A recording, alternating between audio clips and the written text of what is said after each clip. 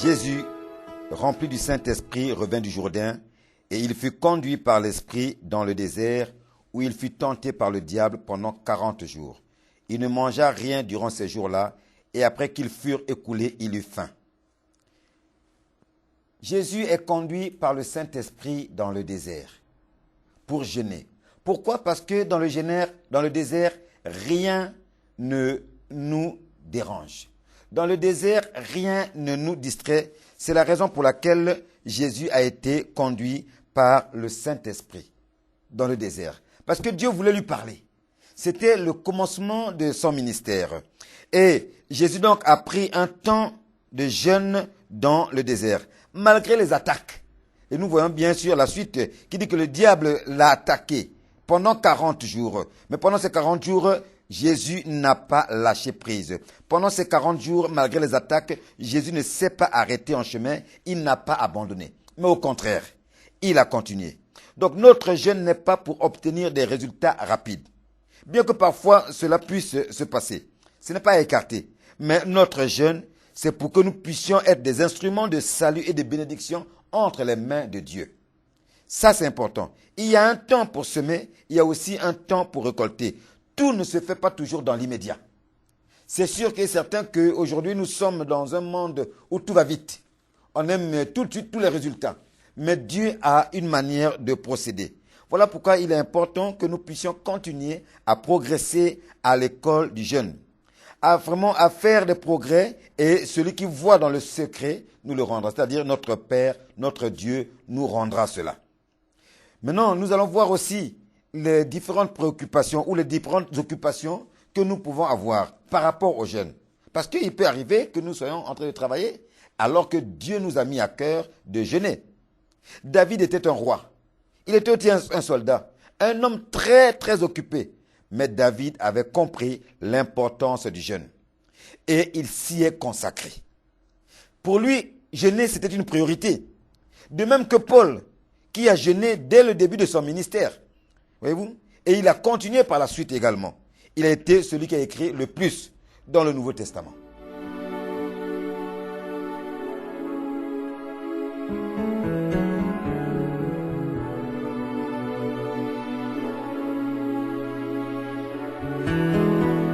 La plupart de ceux qui ne s'engagent que partiellement dès le début de leur jeûne ou de leur ministère tendent à continuer jusqu'au bout dans la même attitude.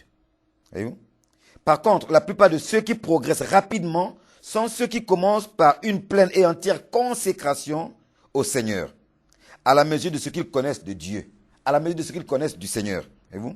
Le livre des Proverbes nous le rappelle. Proverbes chapitre 8 nous rappelle cela, nous le déclare. Donc les priorités au début de la vie de Paul ont été le jeûne et la prière. Et elles sont restées toute sa vie comme priorité. Donc il est important que nous aussi, nous puissions avoir cette priorité, mais pleine dans notre vie. Il n'a pas dit que sa priorité était de prêcher l'évangile. Paul n'a pas dit que sa priorité à lui était de prêcher l'évangile. Mais sa priorité, c'est de cultiver une intimité avec Dieu. Et au travers du jeûne et de la prière, nous cultivons une intimité avec notre Dieu. Même si nous sommes appelés à prêcher, si nous sommes appelés peut-être à chanter, à louer, mais il est important de savoir que le temps que nous passons avec le Seigneur n'est pas un temps en vain. Notre priorité doit être de connaître le Seigneur Jésus-Christ, de le connaître vraiment d'une manière profonde et de connaître les deux moyens essentiels que Dieu a mis à notre disposition, les deux moyens essentiels qui sont le jeûne et la prière. Et Paul a continué malgré tout. Parce que vous devez savoir une chose, l'homme ne vivra pas que de pain. La Bible dit que pour que l'homme puisse vivre pleinement sa vie spirituelle, il faut que l'homme se nourrisse de la parole de Dieu. Pour vivre pleinement ta vie spirituelle, il est important que tu te nourrisses de la parole de Dieu. Et vivre de la parole de Dieu implique obéir à cette parole. Cela signifie que tu dois accepter que Dieu dirige ta vie. Tu n'as pas à te plaindre de la nourriture que Dieu te donne. Si tu te mets à te plaindre, nous avons les conséquences de ceux qui ont fait cela. Regardez dans le livre de Nombres, chapitre 11. Nous avons les conséquences, ceux qui se sont plaints de la nourriture que Dieu leur a donnée. Or, Lorsque nous lisons dans l'évangile de Luc, Jésus a dit, dans toute maison dans laquelle vous allez entrer, lorsque vous êtes accueillis dans cette maison, mangez et buvez ce qu'on vous donnera. N'allez pas de maison en maison. Donc, si nous savons que Dieu nous a accueillis en tant que ses enfants, Dieu a fait de nous vraiment ses serviteurs, ses servantes, ses enfants, mais Dieu nous donne une nourriture intéressante, consistante, qui est sa parole, qui est également la prière. Mais il est important que nous puissions prendre cela chaque jour, que nous puissions vraiment nous nourrir de cela, que nous puissions vraiment nous remplir de cela. C'est très important.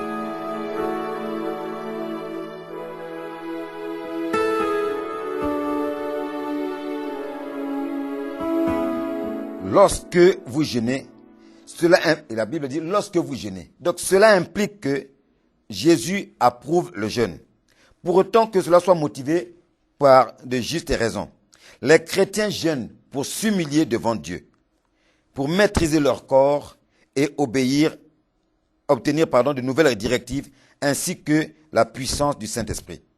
Les chrétiens jeûnent pour s'humilier devant Dieu, pour maîtriser leur corps et pour obtenir de nouvelles directives ainsi que la puissance du Saint-Esprit. Sans humilité et acte d'amour ou charitable, le jeûne n'est qu'un fait creux. Voilà pourquoi il est important que pour notre jeûne, il y ait de bonnes motivations.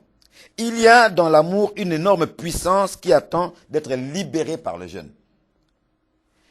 La puissance libérée peut provenir du Saint-Esprit si le jeûne appartient au Seigneur, ou bien elle peut être satanique si le jeûne appartient ou est dédié à l'ennemi. Je me répète, la puissance libérée par le jeûne peut provenir du Saint-Esprit si le jeûne appartient au Seigneur et est dédié vraiment au Seigneur. Ou alors cette puissance peut être satanique si le jeûne est dédié à l'ennemi. Parce que les disciples de l'ennemi jeûnent également. Et nous voyons ce qui se passe. Car ceux qui jeûnent reçoivent du Seigneur quelque chose que ne possèdent pas ceux qui ne jeûnent pas. Voilà pourquoi jeûner est un combat. Et Satan cherchera toujours à maintenir l'homme dans l'ignorance de ses droits et de sa puissance. Ça, c'est l'objectif de Satan. Il ne veut pas que le chrétien jeûne. Parce qu'il sait que le chrétien en jeûnant va obtenir de la part du Seigneur une puissance. Une puissance qui va le détrôner, lui, Satan, dans la vie de l'être humain. Et les hommes de Dieu et les chrétiens qui ont un impact sur le monde et dans leur environnement sont des hommes de Dieu qui ont une partie intégrante, qui ont vraiment intégré vraiment le jeûne dans leur vie de tous les jours, dans leur vie en tant qu'enfants de Dieu, en tant que serviteurs et servantes de Dieu. Alors, nous n'oublions pas une chose, c'est que c'est l'envie de nourriture qui a permis au péché d'entrer dans le monde. Rappelez-vous comment Satan s'est adressé à Ève dans le jardin d'Éden. Dieu a-t-il réellement dit que tu ne dois pas manger de ce fruit-là? Ce fruit-là. Donc cette désobéissance à ce que Dieu a dit a permis justement à ce que Satan puisse faire entrer le péché dans la vie de l'être humain.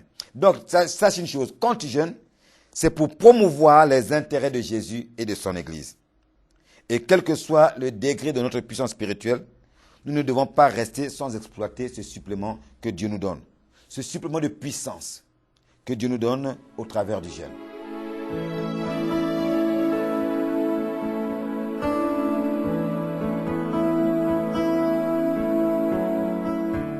Il est donc important que nous puissions vraiment nous servir de ce que Dieu a mis à notre disposition. Je me rappelle, nous avions un groupe de louanges et nous étions 7 jeunes gens et jeunes filles qui chantions vraiment et nous n'avions jamais fait de studio. Nous n'avions aucune expérience dans le studio. Et puis un jour, parce que nous chantions dans les églises, nous chantions dans les mariages, nous chantions dans les rencontres de full gospel, et les gens commençaient à nous demander des cassettes, si on avait fait des cassettes. Mais nous, on n'en avait pas fait des cassettes parce que nous sommes partis comme ça. Et je me suis mis à penser, comme j'étais le responsable du groupe, j'ai dit, écoute, il est important que nous puissions mettre tout ce que nous sommes en train de dire sur un support technique, donc sur des cassettes. À l'époque, c'était des cassettes.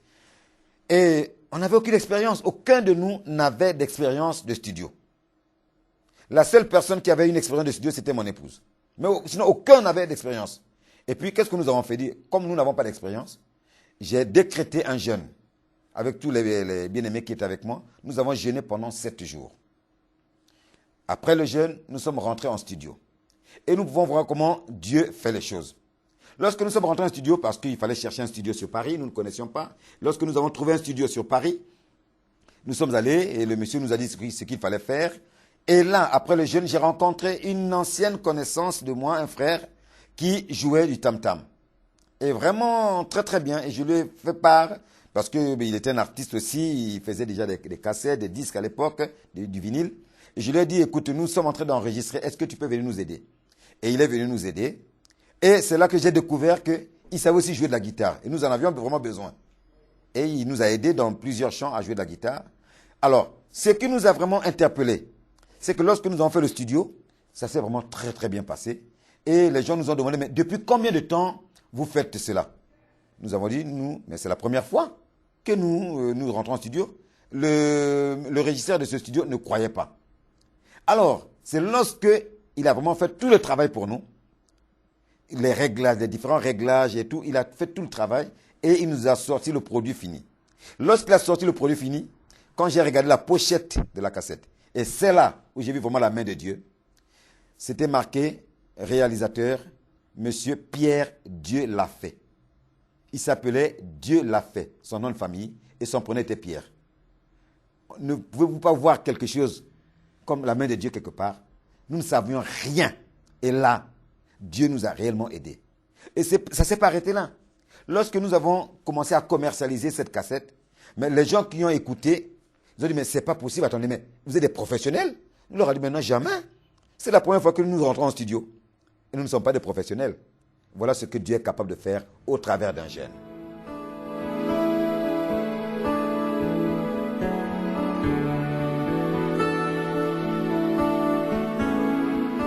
Lorsque nous regardons la prédication du Nouveau Testament, la prédication du Nouveau Testament débute par la repentance. C'est-à-dire qu'il est important, dans la phase du jeûne, de nous repentir de nos péchés. Parce que lorsque nous nous repentons, comme on dit, nous débroussaillons le chemin. Nous préparons le chemin au Seigneur. Donc la repentance, nous confessons nos péchés, les péchés de notre cœur, non seulement les péchés qui sont importants, mais aussi ceux que nous considérons comme insignifiants. Parce que tout est péché devant Dieu. Nous devons avouer à Dieu nos actions répréhensibles, tout comme nos envies et nos péchés et nos pensées malsaines. Ce n'est qu'après notre confession et notre repentance que Dieu nous pardonnera et nous purifiera. C'est important parce que nous venons dans le jeûne pour faire aussi un peu du nettoyage. Parce que nous rentrons dans une phase où nous voulons que Dieu agisse puissamment en nous. Que vraiment Dieu se serve de nous comme des canaux au travers desquels Dieu va intervenir. Je me rappelle aussi, à un moment donné, nous avions un fardeau. Un fardeau vraiment au niveau familial. Nous avons vraiment besoin, parce qu'au niveau du ministère, on a vu quelques difficultés, comme cela peut arriver. Et mon épouse et moi, nous avons vraiment besoin que Dieu intervienne. Et nous ne savions pas comment faire. Nous ne savions vraiment pas comment agir. Puis un jour, j'étais un peu fatigué. Vous savez, il peut arriver à un moment donné, on est un peu fatigué. Tu vois? Et ma femme et moi, nous nous sommes mis à jeûner. On a dit, on va prendre un temps pour jeûner et prier parce qu'on aimerait que Dieu nous oriente. Pour ceux qui sont dans la région parisienne, vous comprendrez davantage ce que je vais dire. C'est-à-dire qu'à un moment donné, nous avions perdu notre local. Et nous ne savions pas où aller. Bon, il y a eu des frères qui nous ont prêté leurs locaux. Il y a eu des gens qui nous ont aidés, ok. Mais nous avons vraiment prié. Nous nous sommes vraiment mis devant le Seigneur. Dit, Seigneur, nous voulons vraiment voir ta face. Nous voulons que tu dises qu'est-ce qu'il faut faire maintenant. Parce qu'on avait investi dans tel endroit. On avait investi dans tel projet et ça n'a pas abouti. Et après le jeûne, j'avais une de mes filles spirituelles qui m'avait invité parce que son mari était en train d'être consacré pasteur. Puis j'en avais parlé à mon épouse. Puis le jour est arrivé, j'avais oublié. Et c'est là où mon épouse me dit, attends, mais on ne t'avait pas invité? Je dis, ouais, mais tu sais, je n'ai pas tellement envie d'y aller. Et vraiment, d'une autorité que je lui reconnaissais, elle me dit, il faut que tu ailles à cette rencontre-là. Je dis, mais il faut que tu ailles. Et c'était après le temps de jeûne. Je me suis levé, j'ai un peu traîné les pieds pour y aller, mais je suis arrivé. Et quand je suis allé, je suis arrivé donc dans ce lieu. Et en arrivant dans ce lieu, il y avait une grande rencontre. Et là, l'organisateur de cette rencontre m'a vu. C'était une salle à peu près de 1000 personnes. Hein. Et il m'a vu, et du haut de la chair, il m'a dit, Pasteur Cody, tu ne pars pas sans que je t'ai vu.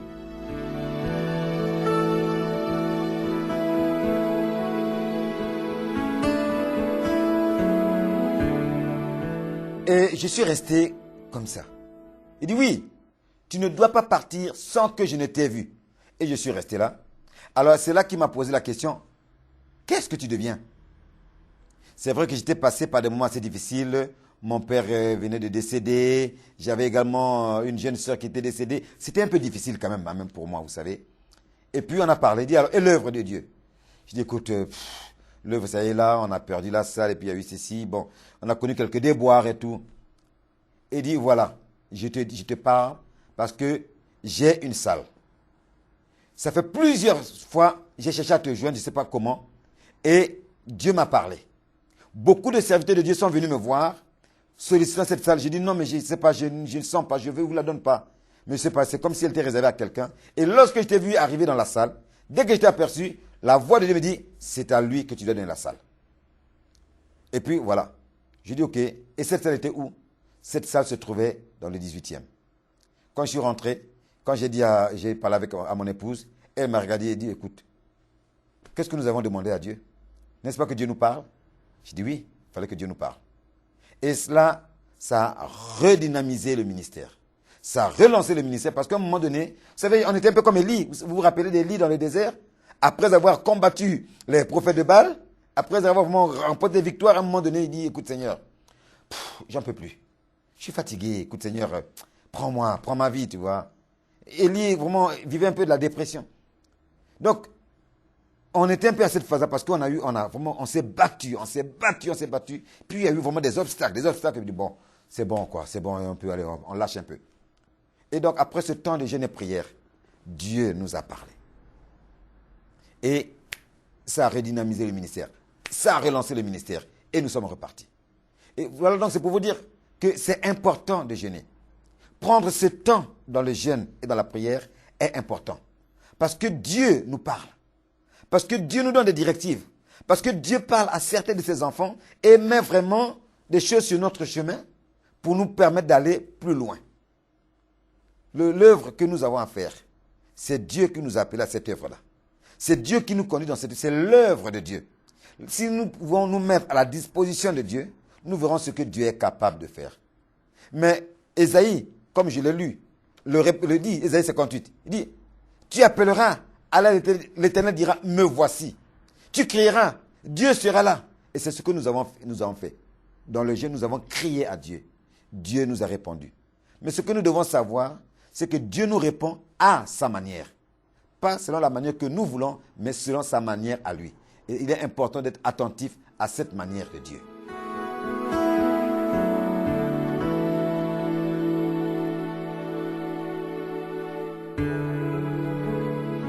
Ce que nous devons savoir, c'est qu'il y a un ennemi du jeûne. Et nous le connaissons tous. La Bible déclare que nous n'avons pas à lutter contre la chair et le sang, mais contre les principautés, contre les esprits mauvais, les esprits méchants. C'est contre tout cela. Donc il y a un ennemi du jeûne. Et cet ennemi, Satan, tente sans relâche de nous inciter à pécher. Il essaie d'étouffer le Saint-Esprit en nous. Il s'évertue à rendre nos cœurs tièdes ou froids. Au travers des déceptions, des épreuves qu'on peut vivre, il s'évertue vraiment. C'est son boulot, c'est son ministère. Puisqu'il est là pour égorger, dérober et détruire. Mais nous devons continuellement rester remplis du Saint-Esprit. Nous devons vraiment demander chaque matin que nous nous réveillons, être vraiment que cela devienne presque automatique. Parce que souvent, très facilement, nous demandons à Dieu de nous donner beaucoup d'argent, afin de nous permettre même de vivre sur nos réserves. Mais je crois que le mieux serait de demander à Dieu de nous remplir chaque matin du Saint-Esprit. Et si nous pouvons demander chaque matin, dès qu'on se lève, qu'on ait le réflexe de demander à Dieu de nous remplir du Saint-Esprit, nous verrons ce que Dieu est capable de faire dans notre vie. Et être dans un temps de jeûne nous permet vraiment d'être sensibles à l'Esprit de Dieu. Parce que l'Esprit de Dieu nous révélera toujours nos péchés cachés. Et l'Esprit de Dieu nous accordera également un esprit de repentance et d'humilité. Car, bien-aimés, n'oublions pas que ce n'est qu'après avoir confessé nos péchés, ce n'est qu'après avoir renoncé, ce n'est qu'après avoir vraiment ouvert à Dieu notre cœur, que Dieu nous parle. Et ça, c'est des choses que nous pouvons faire facilement dans le jeûne. Le jeûne nous aidera à remporter de grandes victoires. Rappelez-vous ce qui est arrivé à Josaphat. Qu'est-ce qui est arrivé? Alors que la Bible déclare que Josaphat était en combat. Josaphat était entouré par 3 grandes armées qui sont venues à son encontre. Et il ne savait pas quoi faire. Mais Josaphat a eu un réflexe. Le réflexe de Josaphat était quoi? Était vraiment de se donner au jeûne et à la prière. Dans 2 Chroniques 20, il est dit qu'après cela, les fils de Moab, les fils d'Ammon, et avec eux des Maonites marchèrent contre Josaphat pour lui faire la guerre. On vint en informer Josaphat en disant, une multitude nombreuse s'avance contre toi depuis l'autre côté de la mer, depuis la Syrie, et ils sont à Hatzaton Tamar, qui est en Guédi. Dans sa frayeur, Josaphat se disposa à chercher l'Éternel et il publia un jeûne pour tout Juda. Josaphat publia un jeûne pour tout Juda. Et Josaphat s'est adressé à Dieu en disant, « Ô notre Dieu, n'exerceras-tu pas tes jugements sur eux, car nous sommes sans force devant cette multitude nombreuse qui s'avance contre nous, et nous ne savons que faire, mais nos yeux sont sur toi. » Alléluia. Ça, c'est formidable. J'aime ça. Cette réaction-là que Josaphat a eue, j'aime ça.